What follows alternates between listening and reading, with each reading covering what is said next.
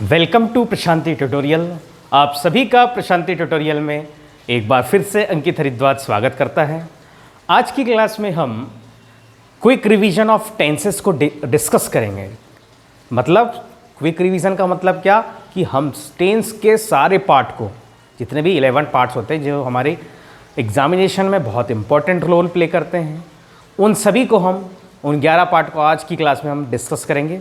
तो आइए स्टार्ट करते हैं, आप और मैं मिलकर टेंस को। तो आप देख सकते हैं जो हमारा पहला टेंस है वो टेंस कौन सा है, प्रेजेंट इंडेफिनिट टेंस। इसकी पहले वाली क्लास में भी आपने देख रखा है और मैंने आपको एक्सप्लेन कर चुका है कि प्रेजेंट इंडेफिनिट टेंस। तो प्रेजेंट इंडेफिनिट, प्रेजेंट का मतलब अभी अभी की बात, और इंडेफिनिट का मतलब क्या होता है, किसी चीज़ का क्या हो जाना, किसी अनिश्चितता की बात होती है। वहाँ पर किसकी बात होती है, इंडेफिनिट। कोई चीज़ डेफिनिट ना हो, कोई चीज़ क्या ना हो, डेफिनिट ना हो, तो उसको हम क्या बोलते हैं, इंडेफिनिट। तो उसका जो हम रिप्रेजेंटेशन करते हैं, जो उसको स्ट्रक्चर के फॉर्म में लिखते हैं, उसमें क्या लिखते हैं कि वर्ब की फर्स्ट फॉर्म के साथ हम क्या लगाते हैं, एस या ईएस। और ये वर्ब की फर्स्ट फॉर्म में एस या ईएस किसके साथ लगेगा, इफ सब्जेक्ट आर सिंगुलर, यदि सब्जेक्ट इज सिंगुलर। अगर सब्जेक्ट क्या हो जाएंगे, सिंगुलर, जैसे ही, सी, इट, नेम, किसी का भी नेम हो सकता है, आपका, मेरा, किसी का भी नेम हो सकता है, तो उनके साथ क्या लगेगी, वर्ब की फर्स्ट फॉर्म के साथ क्या लगेगा, एस या ES. If subject are plural, अगर सब्जेक्ट कैसा हो गया, प्लूरल हो गया, just like I, we, you, they, या दो से अधिक लोग, या दो लोग, या मोर देन वन, एक से ज़्यादा लोगों की अगर बात होगी, तो वहाँ पर आपको क्या लगाना है, सीधे और सीधे सिंपल वर्ब की फर्स्ट फॉर्म। और प्रेजेंट सिंपल टेंस को एक व्यू में और देख सकते हैं, क्या उसमें क्या होना चाहिए, या तो फिर दूसरे चीज़ों में अगर देखें तो क्या हो सकता है, या तो इज लग सकता है, एम लग सकता है, आर लग सकता है। अब इज किसके साथ लगेगा, सिंगुलर सब्जेक्ट के साथ। एम किसके साथ लगेगा, इन जनरल हमेशा आई के साथ। आर किसके साथ लगेगा, plural subject. What is plural subject, I, we, you, they, या more than 2 person. Okay, then has have भी किसमें कंसीडर किया जाता है, प्रेजेंट सिंपल टेंस में। और इसका मीनिंग क्या होता है, अगर ये प्रेजेंट सिंपल में हो तो इसका मीनिंग होता है पास।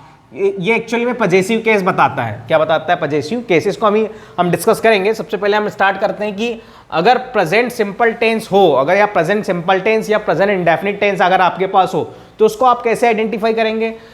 उसको हम आइडेंटिफाई, देखो आपने बचपन में कहीं स्कूल में भी पढ़ा होगा तो कि इन जनरल हम क्या देखते हैं, आइडेंटिफिकेशन में ता है, ते है, ती, ये सब हमको पढ़ना ही नहीं है, ये सब हमको नहीं पढ़ना है। तो हमको पढ़ना क्या है, हम उसको ईजी वे में कैसे पढ़ सकते हैं। तो देख सकते हैं कि अगर आपकी कोई आदत हो, आपकी रोज की कोई ना कोई हैबिट्स होंगी, क्या होगी आपकी हैबिट्स। अब हैबिट्स क्या हो सकती है, आप उठते हो, आप खाते हो, आप पीते हो, आप सोते हो, आप स्कूल जाते हो, आप स्कूल से आते हो, आप कॉलेज जाते हो, आप कोई भी काम जो हैबिट्स में आपकी जो रूटीन्स है डेली के हिसाब से अगर वो काम को कर रहे हो, तो वो कौन से टेंस में होगा, प्रेजेंट इंडेफिनिट टेंस में।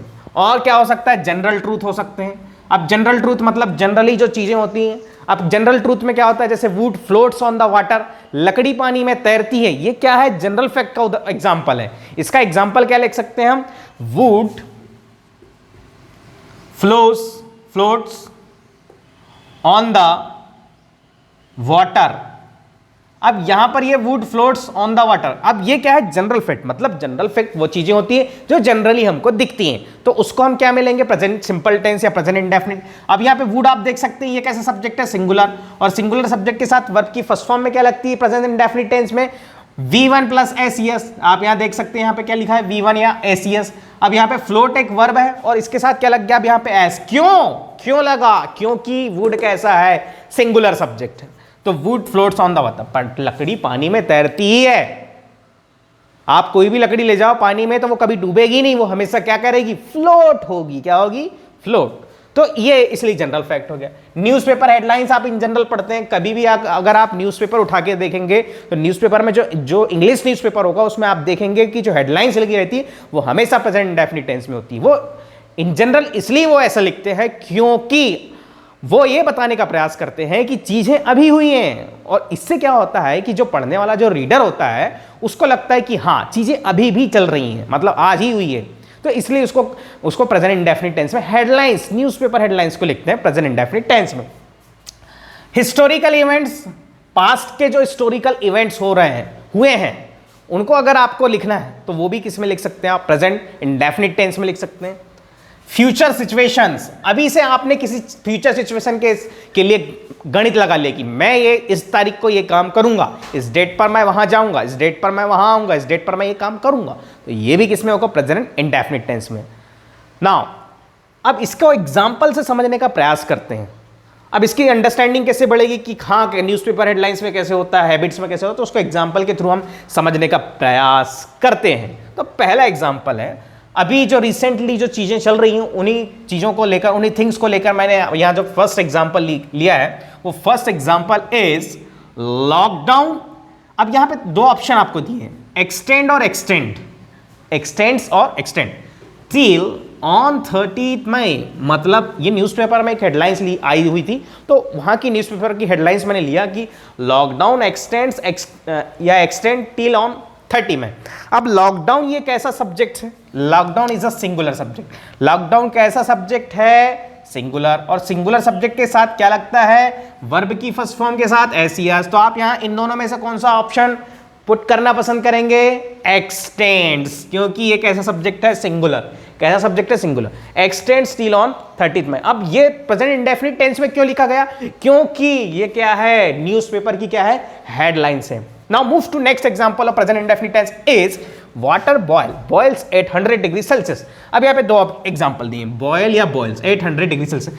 आप सभी लोग जानते हैं कि वाटर हमेशा बॉयल किस कंडीशन में होगा? जब उसको 100 डिग्री सेल्सियस तक क्या करेंगे? बॉयल करेंगे, तब वो क्या करेगा? वो बॉयल होगा। तो 100 डिग्री सेल्सियस अगर आपका टेम्परेचर है तो वाटर ऑटोमेटिकली क्या हो जाएगा? बॉयल होना स्टार्ट कर देगा। तो ये कैसा है?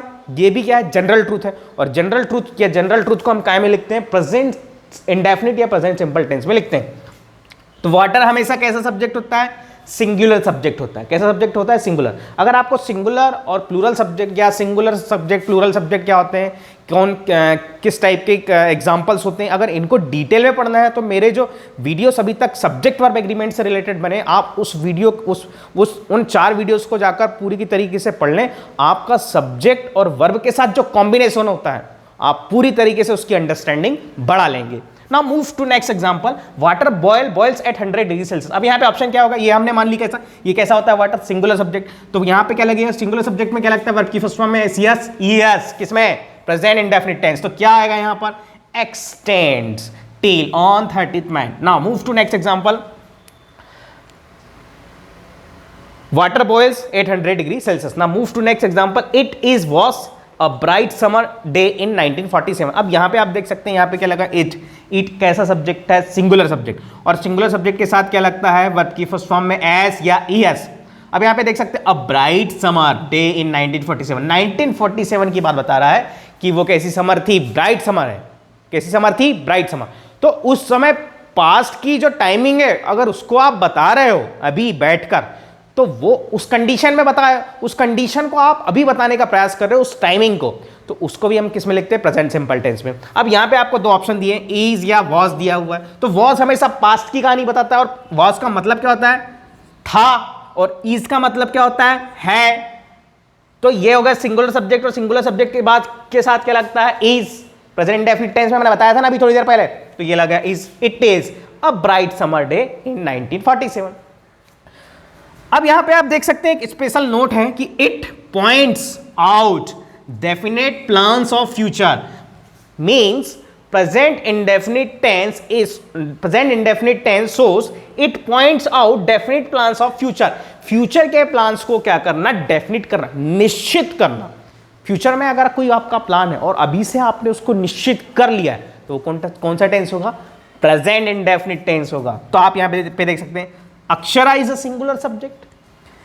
गो या गोस, दो ऑप्शन है आपके पास। अब सिंगुलर है, प्रेजेंट इंडेफिनिट टेंस है, तो क्या आ जाएगा? ईएस। ऐसे ईएस तो क्या आ जाएगा? Goes to Mumbai on 11th July. मतलब अभी से उसने बता दिया कि अक्षरा कहां जाने वाली? मुंबई। कब? 11 जुलाई। अभी जा रही है क्या? नहीं, 11th जुलाई को वो कहां जाने वाली? मुंबई। Goes to Mumbai.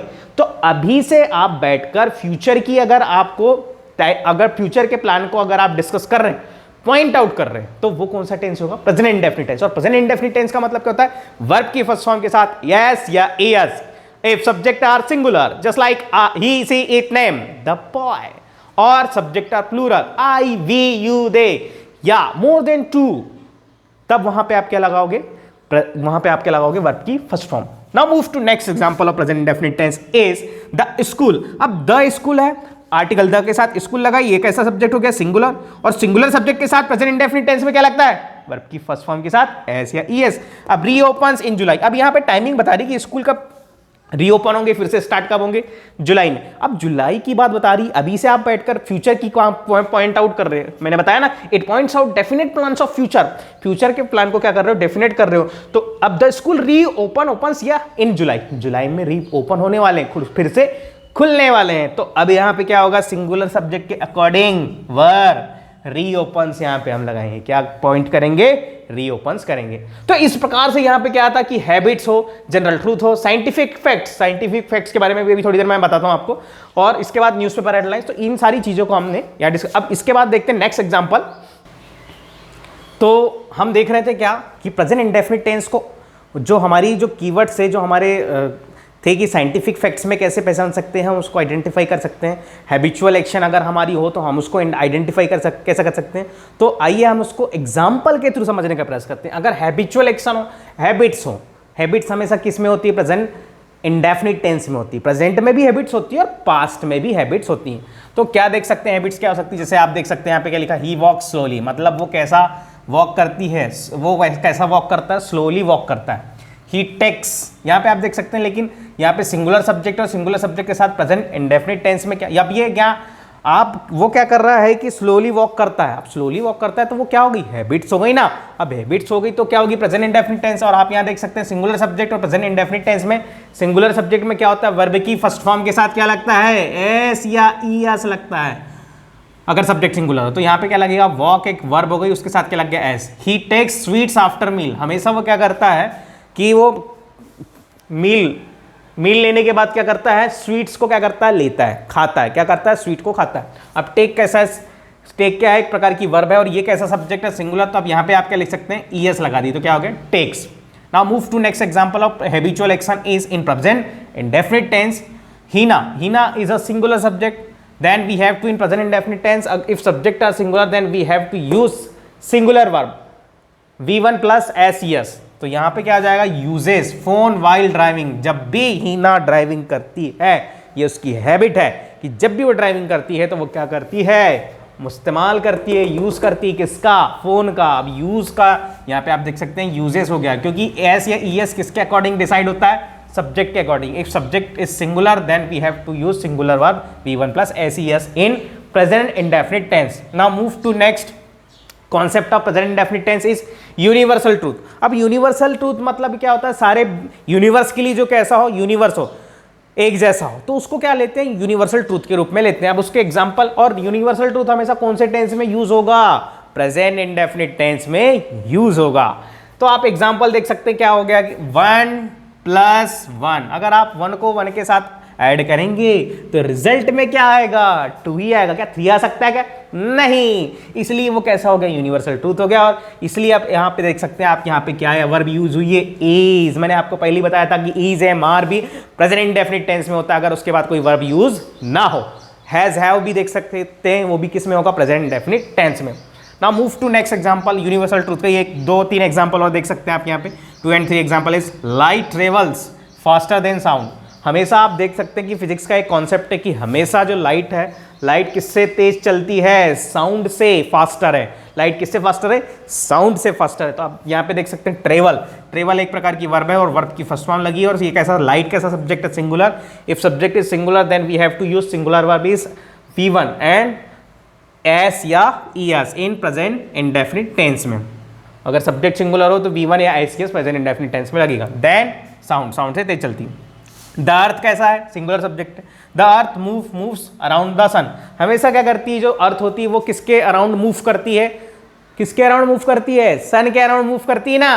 तो ये भी कैसा है, यूनिवर्सल ट्रूथ है, सारी जगहों के लिए, सारे यूनिवर्स के लिए कैसा है, एक जैसा है। तो ये भी कैसा होगा, प्रेजेंट इंडेफिनिट टेंस में होगा। सारे universal truth present indefinite tense में होते हैं। और सब्जेक्ट सिंगुलर होगा तो वर्ब भी सिंगुलर यूज होगी। तो अब यहाँ पे द अर्थ सिंगुलर है तो इसके साथ आप क्या लगा सकते हैं, मूव्स, हमारा ऑप्शन राइट होगा। Now move to next concept of present indefinite tense.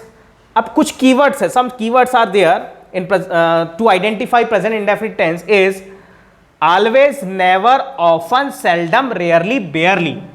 अगर ये आपको कहीं दिखाई दे किसी भी सेंटेंस में अगर क्या क्या यूज हो रहा, ऑलवेज यूज हो रहा, नेवर यूज हो रहा है, ऑफन यूज हो रहा है, सेल्डम यूज हो रहा है, रेयरली या बेयरली, तो इनका तो ये हमेशा क्या एक प्रकार की एडवर्ब है। किसी सेंटेंस में अगर आ गए तो ये किसको डिसाइड करते हैं? टेंस को डिसाइड करते हैं। और कौन सा टेंस डिसाइड करते हैं? हैबिट्स को डिसाइड करते हैं। और हैबिट्स किसकी? प्रेजेंट में जो हैबिट है तो प्रेजेंट इंडेफिनिट टेंस में आएगा। अब यहाँ पे आप देख सकते हैं राहुल, अब यहाँ पे क्या लगा है? सेल्डम। तो आपको क्या सपोज कर लेना है कि कौन से टेंस में होगा? Indefinite tense. कौन सा इंडेफिनिट? Present indefinite tense. अब यहाँ पे देख सकते हैं गेट है, तो गेट के साथ आप क्या लगा है? S, gets, late. यहाँ पे क्या देख सकते हैं? राहुल कैसा सब्जेक्ट है? सिंगुलर। तो अब सिंगुलर सब्जेक्ट के साथ कौन सी वर्ब यूज हो गई? Get, singular verb, gets late, मतलब राहुल सेल्डम गेट्स लेट। इसके बाद भी अब कुछ एग्जाम्पल और हो सकते हैं। वो एग्जाम्पल क्या क्या हो सकते हैं? जैसे मैं और यहाँ पे एग्जाम्पल ले लूं, क्या? Ram always do his work. अब यहां पे आप देख सकते हैं यहां पे क्या हो गया? एक एडवर्ब ऑलवेज, तो ये किसको आइडेंटिफाई कर दिया? ये भी प्रेजेंट इंडेफिनिट टेंस को आइडेंटिफाई कर दिया। इसलिए डू कैसा वर्ब की फर्स्ट फॉर्म यहां पर क्या यूज हुई है? V1 यूज हुई है। और राम कैसा सब्जेक्ट है? सिंगुलर। तो अब राम के साथ अब डू नहीं लगेगा, क्या लगेगा? डज। तो अब यहां पर ये क्या हो जाएगा? Ram Ram always does his work. तो ये पूरी के पूरे कॉन्सेप्ट थे जो किससे रिलेटेड थे? प्रेजेंट इंडेफिनिट टेंस से। अब इसके बाद हम स्टार्ट करते हैं कौन सा? Present continuous tense. अब देखते हैं प्रेजेंट का ही एक part, present continuous tense. Present continuous tense को आइडेंटिफाई करने के पहले आप देख सकते हैं वहां पे जो वर्ब यूज होती है वो क्या यूज होती है? Is, am, are. ये सारी वर्ब्स कैसी हैं? ये जो है हेल्पिंग वर्ब्स हैं। उनके साथ आने वाली मेन वर्ब क्या होती है? V4, वर्ब की फोर्थ फॉर्म। और वर्ब की फोर्थ फॉर्म का सीधा सिंपल मतलब क्या होता है? V1 plus ING। क्या होता है? V1 प्लस ING, मतलब वर्ब की फर्स्ट फॉर्म के साथ ING यूज होना वर्ब की फोर्थ फॉर्म का मतलब। अब इज किसके साथ लगेगा? अगर सब्जेक्ट कैसा हो या सिंगुलर। सिंगुलर क्या क्या हो सकते हैं? ही हो सकता है, सी हो सकता है, इट हो सकता है। ये हो तो क्या लगेगा? क्या लगेगा? ही, सी, इट हो तो क्या लगेगा? हेल्पिंग वर्ब इज लगेगा। और अगर क्या हो? आई हो, वी हो, यू हो या फिर दे हो तो क्या लगेगा? आर लगेगा। और उसके बाद अगर आई हो तो क्या लगेगा? एम लगेगा। तो ये सब के सब जितने भी होते हैं वो किसकी कैटेगरी में आते हैं? प्रेजेंट कंटीन्यूअस टेंस में ये वर्ब्स यूज हो सकती है। क्या यूज होती है? सिंगुलर सब्जेक्ट में इज, प्लूरल सब्जेक्ट में आर, और आई के साथ क्या यूज होता है? Am, in present continuous tense में। ओके, अब देख सकते हैं क्या है प्रेजेंट कंटीन्यूअस टेंस की एक्चुअली में डेफिनेशन क्या होती है? Progressive action at the time of speaking. जो चीज प्रोग्रेस में है और आप स्पीकिंग के टाइम, जैसे मैं आपके सामने बोल रहा हूं, मैं स्पीक कर रहा हूं ना आपके सामने, तो अब ये जो मेरी एक्शन ये अभी प्रोग्रेस में है, तो क्या है definition? Progressive action at the time of speaking. Time of speaking के टाइम में जो एक्शन प्रोग्रेस में हो तो वो किस में होती है? प्रेजेंट कंटीन्यूअस टेंस में। नाउ इसको हम अंडरस्टैंड करते हैं विद एग्जांपल के थ्रू। यहाँ पे आप देख सकते हैं कुछ कीवर्ड्स हैं जो प्रेजेंट कंटीन्यूअस टेंस को आइडेंटिफाई करते हैं। जैसे आपको कहीं देखने मिले किसी सेंटेंस में नाउ, दिस डेज देखने मिले, या तो फिर एट प्रेजेंट देखने मिले, या एट दिस मोमेंट, मतलब ये अभी प्रोग्रेस को शो करते हैं। ये सब किसको शो करते हैं? आने वाली किसको? प्रोग्रेस को शो कर सकते हैं। क्या क्या? Now, this days, at present and at this movement. Example के थ्रू आइडेंटिफाई करते हैं। यहाँ पे देख सकते हैं दे लगा है। अब दे के साथ अगर प्रेजेंट कंटीन्यूअस टेंस, अब यहाँ पे क्या हो गया? वर्ब में ING यूज हो गया, तो डेफिनेट में हमको श्योर हो जाना है कि इन अब यहाँ प्रेजेंट कंटीन्यूअस टेंस है, तो प्रेजेंट कंटीन्यूअस टेंस में आप क्या आइडेंटिफाई करेंगे? यहाँ पे क्या लगा है? नाउ। नाउ क्या बताता है कि किस में आता है? ये कीवर्ड्स है प्रेजेंट कंटीन्यूअस टेंस, और प्रेजेंट कंटीन्यूअस टेंस का मतलब क्या होता है? इज, एम, आर, वर्ब की फोर्थ फॉर्म। अब यहाँ पे क्या है? दे के साथ क्या यूज होता है प्रेजेंट कंटीन्यूअस टेंस में? आर, और यहाँ पे क्या हो गया? ING। तो किससे आइडेंटिफाई किए हमने? नाउ, इस कीवर्ड से। सी इज वर्किंग राइट नाउ। अब यहाँ पे क्या आ गया? नाउ, राइट नाउ आ गया। तो राइट नाउ में भी क्या हो गया? अब ये कैसा सिंगुलर सब्जेक्ट है, तो यहाँ पे क्या यूज हो गया? वर्ब इज, और यहाँ पे क्या लग गया? वर्ब में ING। तो ये इसी से हम आइडेंटिफाई कर सकते हैं। अब यहाँ पे second, now move to next example of present continuous tense of the sentence is these days लिखा है। अब दीज डेज भी एक प्रकार का क्या है? यहाँ पर कीवर्ड है, तो अपने को आइडेंटिफाई करना है दीज डेज, जहां पे आ गया प्रेजेंट कंटीन्यूअस टेंस। और प्रेजेंट कंटीन्यूअस टेंस में इज, एम, आर के साथ क्या लगता है? वर्ब में ING। अब यहाँ पे आप देख सकते हैं दे फिर से आ गया, दे के बाद क्या लग जाता है आर, हमने बताया यहाँ पर दे के साथ क्या लगता है आर नॉट टेकिंग। अब यहाँ पे ये नेगेटिव सेंटेंस है और वर्ब की फर्स्ट फॉर्म में टेक है और उसमें क्या लग गया आईएनजी, मिल्क दिस डेज। तो ये सब की सब कैटेगरी किससे शो होती है, कीवर्ड से, प्रेजेंट कंटिन्यूअस टेंस की। क्या नाउ आपको कहीं दिखाई दे, फिर से दिस डेज आपको कहीं दिखाई दे, एट प्रेजेंट आपको दिखाई दे, या एट दिस मोमेंट अगर आपको कहीं दिखाई दे, तो आपको सीधे सिंपल आइडेंटिफाई कर लेना है कि ये कौन सा टेंस है, प्रेजेंट कंटिन्यूअस टेंस। और प्रेजेंट कंटिन्यूअस टेंस में क्या लगती है, वर्ब की फर्स्ट फॉर्म में आईएनजी का यूज होता है। कुछ और इसके रूल्स देख लेते हैं कि अगर definite action in near future, अगर नियर फ्यूचर में कोई डेफिनेट एक्शन या प्लान होने वाला है तो भी प्रेजेंट कंटिन्यूअस टेंस की कैटेगरी में हम उसको रख सकते हैं। अब देख सकते हैं यहाँ पे लिखा है नेक्स्ट मंथ। अब नेक्स्ट मंथ में आपने कोई प्लान अभी से डिसाइड कर रखा है, क्या लिखा है, E is coming next month. वो क्या कर रहा है, नेक्स्ट मंथ क्या कर रहा है, आ रहा है। तो ये भी क्या हो रहा है, अब नेक्स्ट मंथ आ रहा है, मतलब नेक्स्ट मंथ का प्लान आपने अभी से डिसाइड किया है, तो वो क्या होगा, वो भी प्रेजेंट कंटिन्यूअस टेंस की कैटेगरी में होगा। और सब्जेक्ट क्या देख सकते हैं आप, ही, इसके साथ क्या लग गया इज, और यहाँ पे क्या लग गया आईएनजी। क्यों हमने किससे आइडेंटिफाई किया, इस नेक्स्ट मंथ से आइडेंटिफाई किया, क्योंकि हमारा जो रूल है वो क्या कहता है कि डेफिनेट एक्शन, जो एक्शन होने वाली कब, नियर फ्यूचर में, तो उसको भी हम किसकी कैटेगरी में रख सकते हैं, प्रेजेंट कंटिन्यूअस टेंस की। दे यहाँ पे देख सकते हैं, यहाँ पे क्या लगा है आर के साथ क्या लगा वी फॉर गोइंग, मतलब वर्ब की फर्स्ट फॉर्म के साथ ING. To spend next month, मतलब to next week, they are going to Spain, कहाँ जा रहा है वो, नेक्स्ट वीक स्पेन जा रहा है। तो ये भी किसमें हो गया, प्रेजेंट कंटिन्यूअस टेंस। तो प्रेजेंट कंटिन्यूअस टेंस का सीधा सिंपल मतलब ये है कि progressive action at the time of speaking. कुछ कीवर्ड्स आपको लर्न रखने, क्या, now, this days, at present या एट दिस मोमेंट आपको कहीं दिखाई दे तो वो कौन सी कैटेगरी में रखा जाएगा, प्रेजेंट कंटिन्यूअस टेंस। और थोड़ा सा इसके बाद और कुछ कॉन्सेप्ट हम समझने का प्रयास करते हैं कि प्रेजेंट कंटिन्यूअस टेंस में और कौन कौन सी कैटेगरी से हम आइडेंटिफाई कर सकते हैं। अब आप देख सकते हैं कि क्या लिखा है, प्रेजेंट कंटिन्यूअस टेंस को डिस्कस कर रहे थे हम। कुछ कैटेगरीज होती हैं प्रेजेंट कंटिन्यूअस टेंस की। Following categories of verbs are not written in continuous tense. कुछ वर्ब्स की ऐसी कैटेगरी होती है जो कंटिन्यूअस टेंस को फॉलो नहीं करती है। अगर एग्जाम में आपको कभी भी उन वर्ब्स की कैटेगरी दिखाई दे और वो कंटिन्यूअस टेंस में अगर आपको दिखाई दे तो आपको वहां पर कंटिन्यूअस टेंस एरर शो होगा, क्योंकि कुछ फॉलोइंग वर्ब्स होती हैं जिनको हम प्रेजेंट कंटिन्यूअस या कंटिन्यूअस टेंस की कैटेगरी में नहीं रख सकते। तो ऐसे कौन कौन से एक्सेप्शनल केसेस होते हैं, तो आइए डिस्कस करते हैं। तो पहला जो पॉइंट आप देख सकते हैं ए, कि verbs of sense of perception, दृष्टिकोण हो सकता है ना किसी भी चीज को देखने का, अलग अलग नजरिया जिसको बोल सकते हैं। तो वर्ब्स ऑफ सेंस करने का, परसेप्शन, सबका अलग अलग होता है। तो कौन कौन सी ऐसी वर्ब होती है परसेप्शन से रिलेटेड, जैसे आपको कहीं दिखाई दे सी, स्मेल, साउंड, टेस्ट, या ईटीसी, बहुत सारी ऐसा दृष्टिकोण से रिलेटेड अगर सेंस ऑफ परसेप्शन आपको वर्ब में दिखाई दे और अगर वो कंटिन्यूअस टेंस है तो आपको यहाँ अंदाजा लगा लेना है कि वो प्रेजेंट कंटिन्यूअस टेंस में नहीं हो सकता। अब उसको एग्जाम्पल के थ्रू अगर मैं बताऊं आपको, तो मैं अगर एग्जाम्पल से आपको कोरिलेट करवाऊं इन वर्ब्स को, तो देख सकते हैं कि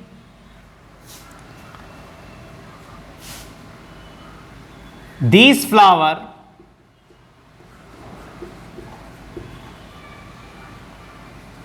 इज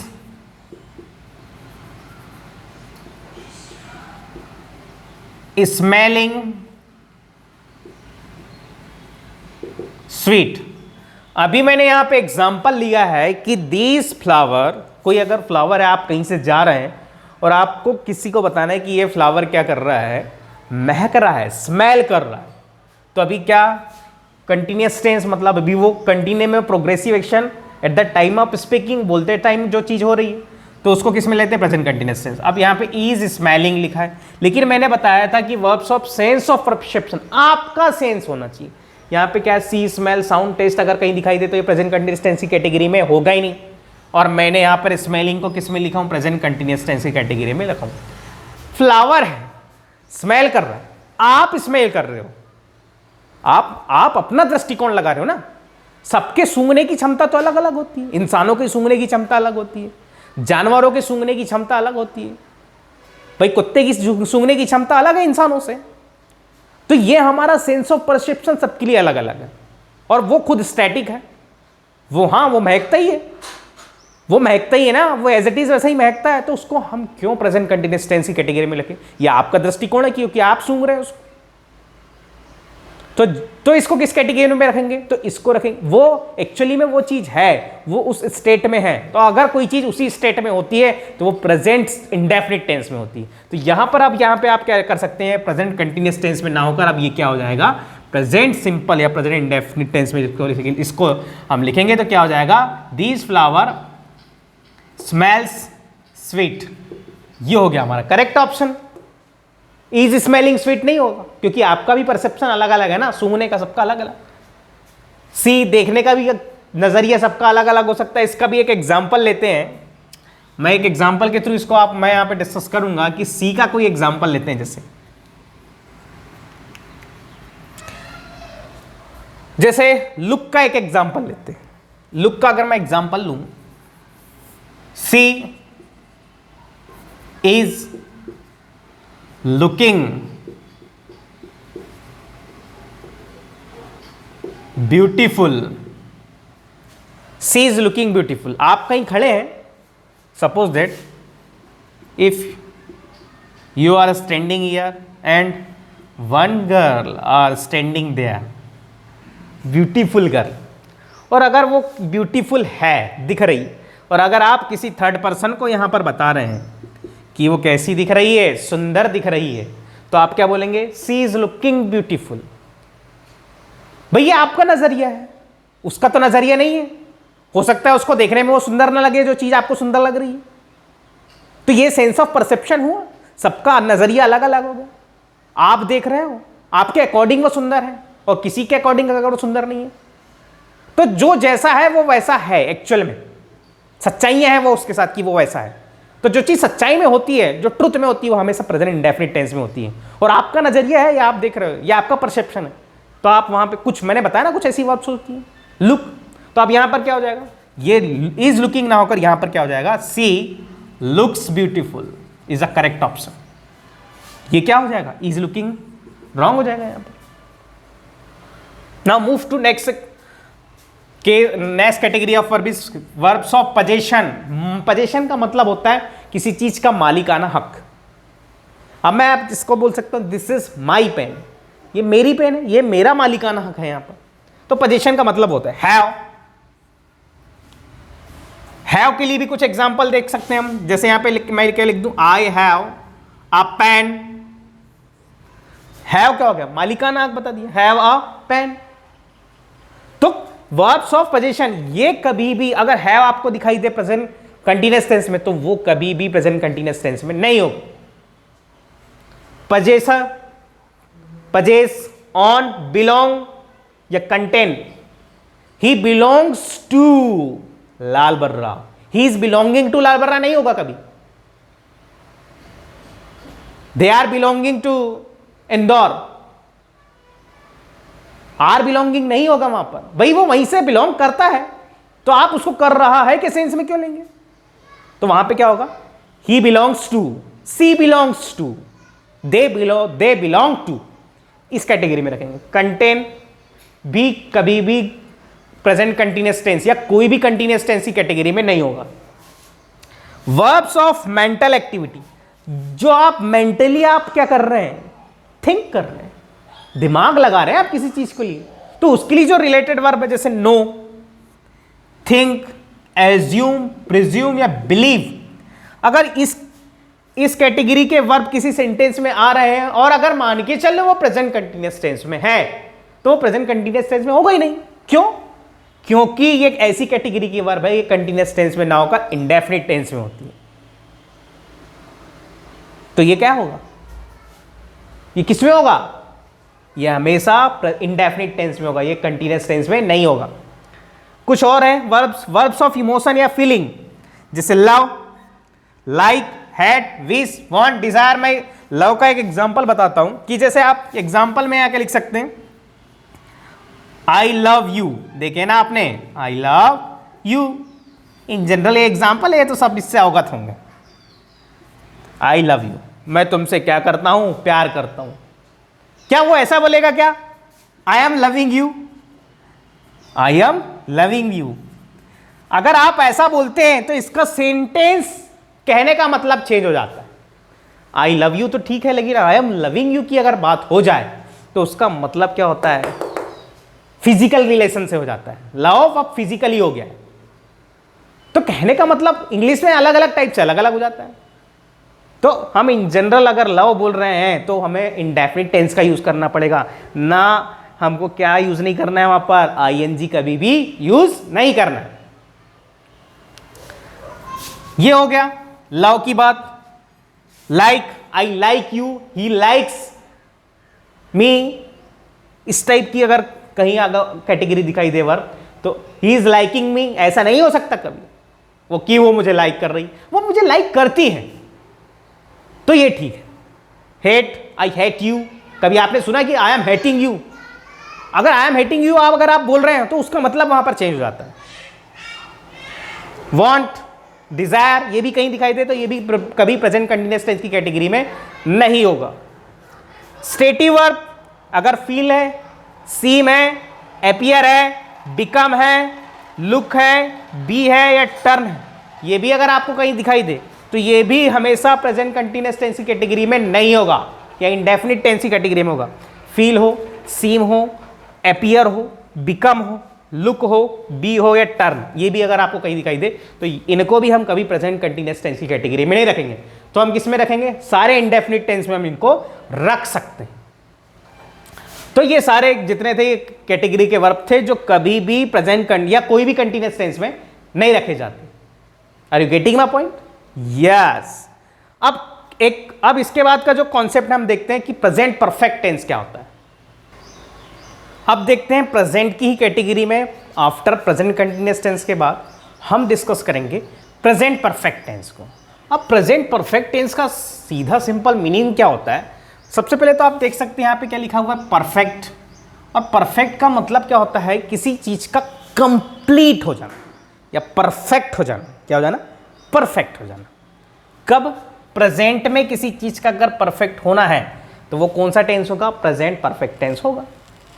अब देख सकते हैं यहाँ पे डेफिनेशन की, a work has completed recently, जो काम अभी अभी, रिसेंटली का मतलब क्या होता है? अभी अभी जो काम फिनिश हुआ है, तो उसको हम किस कैटेगरी में रखेंगे? प्रेजेंट परफेक्ट टेंस की कैटेगरी में रखेंगे। अब कोई काम फिनिश अगर अभी हुआ है, जैसे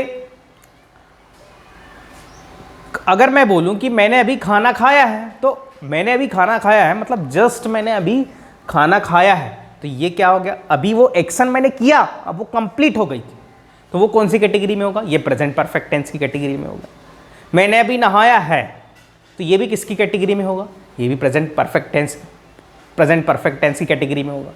तो कोई भी एक्शन रिसेंटली अगर वो क्या हो रही है? कंप्लीट हो रही है, फिनिश हो रही है, तो उसको हम सीधे सिंपल किस में रिप्रेजेंट करेंगे? प्रेजेंट परफेक्ट टेंस की कैटेगरी में हम रखेंगे।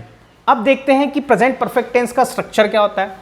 क्या होगा? हैज थर्ड फॉर्म या फिर हैव थर्ड फॉर्म। हैज किसके साथ लगेगा भाई? सिंगुलर सब्जेक्ट, और सिंगुलर सब्जेक्ट मैंने बताया अभी क्या होते हैं, ही सी इट या किसी का नाम, अगर वो आए तो क्या लगेगा? हैज के साथ third form in present perfect tense. And if subject is plural, I, we, you, they, then we have to use verb की third form in present perfect tense. अब कुछ कीवर्ड्स होते हैं कि कहाँ कहाँ अगर कुछ कीवर्ड्स हमको दिखाई दें तो उसको हम किस कैटेगरी में रखेंगे? Present perfect tense. वो क्या हो सकते हैं? Just like keyword is so far, अगर आपको कहीं दिखाई दे, अप टू कहीं दिखाई दे, नाउ कहीं दिखाई दे, लेटली कहीं दिखाई दे, रिसेंटली, ऑलरेडी, येट, स्टिल या एवर, ये अगर आपको कहीं भी किसी भी सेंटेंस में अगर दिखाई दे रहा है तो ये आपको आइडेंटिफाई कर लेना है कि कौन सा टेंस की बात हो रही है? Present perfect tense. So far का मतलब क्या होता है? अब तक। अप टू का मतलब होता है कि कोई भी अगर आप किसी भी थिंग को अगर परचेस करने किसी मार्केट में जाओगे और उसमें कुछ डिस्काउंट्स लिखे रहते हैं कि up to 30% discount, up to 20% discount, मतलब वहां तक एक लिमिट रहती है कि यहां तक हो सकता है डिस्काउंट, तो वो भी किस में होगा?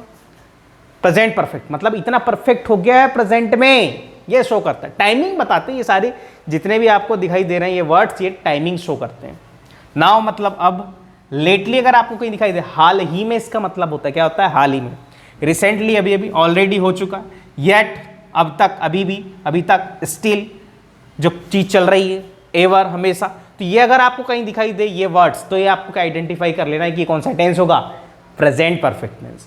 सिंस फॉर का भी use in general present perfect tense में भी हम करते हैं। तो आइए डिस्कस करते हैं एग्जाम्पल के थ्रू, उसको हम और ज़्यादा अंडरस्टैंडिंग बढ़ाते हैं कि प्रेजेंट परफेक्ट टेंस में। जैसे फर्स्ट एग्जाम्पल आप यहाँ पे देख सकते हैं, यहाँ पे क्या लिखा हुआ है? He is a singular subject. Singular subject के अकॉर्डिंग सिंगुलर वर्ब क्या यूज हो गई? हैज़। उसके बाद क्या लगेगा? वर्ब की थर्ड फॉर्म। तो अब यहाँ पे आप कंप्लीटेड और complete, two options are given in these sentences, then we have to use according to the verb has. After the has is main verb is used, third form of the verb. Then we have to use in this sentence is completed, because completed is a third form. Now move to next example of present perfect tense is they. They is a plural subject. According to the plural subject, we have to use plural verb. Have in present perfect tense, just, अभी अभी, just अभी थोड़ी देर पहले की बात हुई जो finish हो चुका है। अब हैव है तो वर्ब की थर्ड फॉर्म यूज होगी। ईट, ईटन और ईटिंग तीन ऑप्शन दिए हुए हैं, तो ईट तो हो नहीं सकता, ईटिंग भी हो नहीं सकता, क्योंकि ये प्रोग्रेसिव एक्शन नहीं है, कंप्लीट होने वाली एक्शन है। तो अब यहां पे आप क्या लगाएंगे? ईटन, क्या? Food. Now move to next example. यहां पे आप देख सकते हैं हैव के साथ ऑलरेडी आ गया, तो ऑलरेडी यहां पे दिया हुआ है, और ऑलरेडी से आप क्या आइडेंटिफाई कर सकते हैं कि प्रेजेंट परफेक्ट टेंस की कैटेगरी का सेंटेंस है, और हैज है के साथ क्या लगेगी? Third form. According to the subject, subject is plural, then we have to use verb भी प्लूरल। ऑलरेडी हो गया तो क्या? क्लीन और क्लीन्ड दिया हुआ है, तो क्लीन्ड आएगा क्योंकि ये third form. Are you getting my point? Yes और no? Yes. Rahul has not reached yet. अब यहां पे आप देख सकते हैं येट आ गया, अभी तक इन द पार्टी, मतलब राहुल अभी तक पार्टी में नहीं पहुंचा है, तो फिनिश हुई एक्शन है ना, वो उसको बता रहा है वो। तो येट आ गया तो आपको क्या लगा लेना? अब राहुल के अकॉर्डिंग हैज यूज होगा, और रीच्ड आ जाएगा यहाँ पे ऑप्शन, कंप्लीट, खत्म। Now move to next example of present perfect tenses. My English blanks improved. अब यहाँ पे आ गया इंप्रूव्ड, अगर ऑप्शन आपको दिया क्या? Has, have, is. अगर ये आपको ऑप्शन की कैटेगरी दिखाई दे रही तो आपको क्या लगाना है? अब मैं यहाँ कैसे डिसाइड करूंगा कि, क्योंकि ईज के साथ बाद भी इंप्रूव्ड आ सकता है पैसिव केस को अगर मैं लूँ। माय इंग्लिश कैसा सब्जेक्ट है? सिंगुलर, तो क्या आएगा? हैज। अब यहाँ पर मैंने आपको बताया था कि सिंस फॉर भी अगर आपको कहीं दिखाई दे तो वो भी किस कैटेगरी का टेंस होगा? Perfect tense. और परफेक्ट टेंस मतलब अब यहाँ पे बात हो रही प्रेजेंट परफेक्ट टेंस की, तो अब यहाँ पे आप क्या लिख सकते हो? My English has improved. तो इस प्रकार से आज की क्लास में हमने पूरा प्रेजेंट से रिलेटेड जितने भी टेंस थे उसको डिस्कस किया। सबसे पहले हमने डिस्कस किया कि इसको प्रेजेंट सिंपल या प्रेजेंट इंडेफिनिट टेंस, उसके बाद हमने डिस्कस किया कि इसको प्रेजेंट कंटिन्यूअस टेंस, उसमें देखे कौन कौन से वर्ब्स हैं जो प्रेजेंट कंटिन्यूअस टेंस की कैटेगरी में नहीं होता। After that we have discuss about present perfect tense, उसके बाद हमने क्या किया? डिस्कस प्रेजेंट परफेक्ट टेंस को डिस्कस किया है। तो इसके बाद आने वाली जो हमारी क्लास होगी वो किससे रिलेटेड होगी? वो होगी किससे रिलेटेड? हमारी होगी पास्ट से रिलेटेड, फिर किससे रिलेटेड होगी? फ्यूचर से रिलेटेड। तो इन पूरी क्लास को हमने आज डिस्कस किया है। मैं अगर इसमें इससे रिलेटेड आपको कोई सिंगल भी डाउट होगा तो आप कमेंट बॉक्स पर कमेंट करके बता दें कि इस चीज़ पर मुझे ये डाउट। और जितने भी अगर ये वीडियो आपको लग रहा है कि मुझे नोट डाउन करना चाहिए तो आप इसका स्क्रीनशॉट ले सकते हैं, छोटे छोटे स्क्रीनशॉट लिखकर आप उसको नोट करना स्टार्ट कर दें, तो इजी वे में आपकी एक नोट्स बन जाएगी। इसके बाद हम डिस्कस करेंगे पास्ट, और उसके बाद फिर हम फ्यूचर के सारे पार्ट्स को डिस्कस करेंगे। ऐसे करके हमारे 11 पार्ट 10 से कंप्लीट हो जाएंगे, और ये एग्जामिनेशन पॉइंट ऑफ व्यू से बहुत इंपॉर्टेंट रोल प्ले करेगा। अगर आपको मेरा ये वीडियो 10 से रिलेटेड पसंद आया हो, क्विक रिवीजन से ऑफ 10 का, तो लाइक और शेयर करना वीडियो को ना भूलें। और अगर आपने मेरे इस चैनल को सब्सक्राइब नहीं किया है तो सब्सक्राइब करना भी ना भूलें। निश्चित रूप से मान के चलिए आपको इस क्लास या इस वीडियो के माध्यम से आपको ज़रूर हेल्प मिलेगी। तो वीडियो के साथ बने रहने के लिए आपका बहुत बहुत धन्यवाद। Thank you very much. जय हिंद।